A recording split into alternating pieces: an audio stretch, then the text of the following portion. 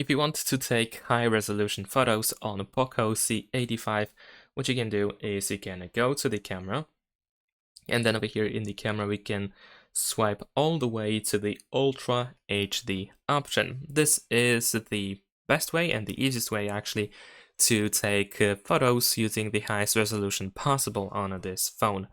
Over here, if we open, of course, this panel, we can find some additional options, but they are not really that spectacular. We can, for example, use a timer or toggle watermark if you want to. But if you take the photo and then open the photo and check the details of it, let me actually show them to you. Let's go to details. We can find out the resolution over here. And yeah, that's pretty much it.